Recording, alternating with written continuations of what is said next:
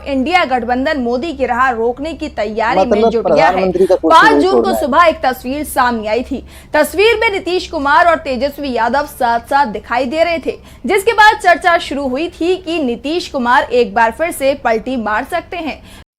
नीतीश कुमार और एन चंद्रबाबू नायडू पे डिपेंड करेगा एनडीए की सरकार।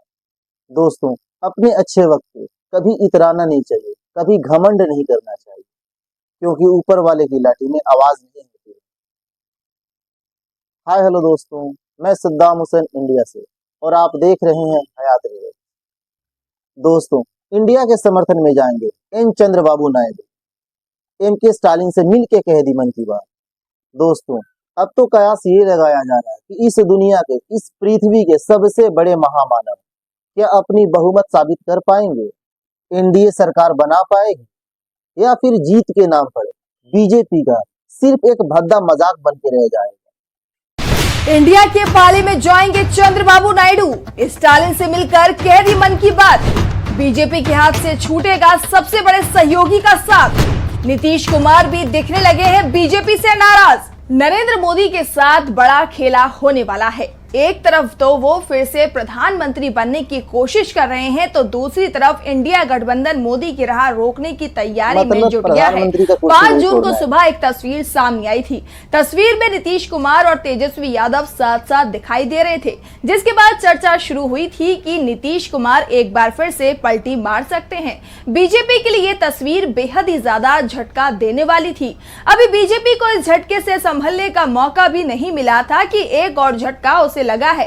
अब एक और तस्वीर सामने आई है और इस तस्वीर में टीडीपी प्रमुख एन चंद्रबाबू नायडू और तमिलनाडु के सीएम एम के स्टालिन साथ साथ दिखाई दे रहे हैं। ये तस्वीर सामने आते ही बीजेपी पूरी तरह से बैकफुट पर दिखाई दे रही है। ये पहले से ही माना जा रहा था कि नीतीश और नायडू पाला बदल सकते हैं और अब इसके संकेत भी मिलने लगे हैं। वैसे भी नरेंद्र मोदी को गठबंधन सरकार चलाने का कोई भी अनुभव नहीं है। गुजरात के मुख्यमंत्री का पद हो या देश के प्रधानमंत्री का, मोदी को जब भी ये पद मिला है बीजेपी अकेले ही दम पर बहुमत में थी, लेकिन अब पहली बार बीजेपी बहुमत से दूर है और नरेंद्र मोदी प्रधानमंत्री बनने की तैयारी कर रहे हैं। 7 जून को एनडीए सांसदों की बैठक बुलाई गई है, जिसमें मोदी को एनडीए संसदीय दल का नेता चुना जाएगा और इसके बाद वो राष्ट्रपति के सामने सरकार बनाने का दावा पेश करेंगे। तो दूसरी तरफ इंडिया गठबंधन भी शांत नहीं बैठा है। कांग्रेस अध्यक्ष मल्लिकार्जुन खड़गे ने भी इसे लेकर साफ संकेत दे दिए हैं कि हम तैयार हैं। इंडिया गठबंधन सही समय पर सही फैसला करेगा और फैसला देर से नहीं होगा बल्कि रातों रात होगा। और रात को नायडू और स्टालिन की इस मुलाकात ने बता दिया कि इंडिया की इस बार जबरदस्त तैयारी है। वैसे भी चंद्रबाबू नायडू के संबंध इंडिया गठबंधन में शामिल लगभग सभी दलों से अच्छे हैं, तो दूसरी तरफ बीजेपी का जो केंद्रीय नेतृत्व है उसके साथ अभी तक नायडू सहज नहीं हो पाए हैं। इस बार भी नायडू एनडीए में शामिल हुए थे, तो इसके पीछे जनसेना पार्टी के अध्यक्ष पवन कल्याण को इसके लिए जिम्मेदार माना गया था।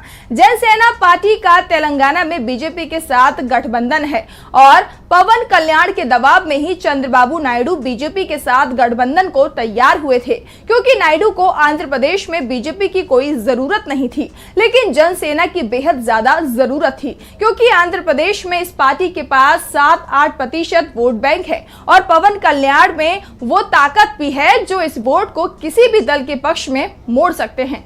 यानी पवन कल्याण से गठबंधन नायडू तोड़ना नहीं चाहते थे, इसीलिए उन्होंने बीजेपी से गठबंधन किया। लेकिन अब नायडू को ऐसी कोई भी मजबूरी नहीं है, क्योंकि उनकी पार्टी राज्य की 175 सीटों में से 135 सीटें जीत चुकी है, यानी 2/3 से भी ज्यादा का बहुमत नायडू के पास है। 5 साल तक उनकी सरकार पर किसी तरह का दबाव नहीं है। ऐसे में नायडू पलटी मार सकते हैं और एम के स्टालिन के साथ उनकी मुलाकात ने इस बात के संकेत देना भी शुरू कर दिए हैं कि दिल्ली में बहुत कुछ होने वाला है।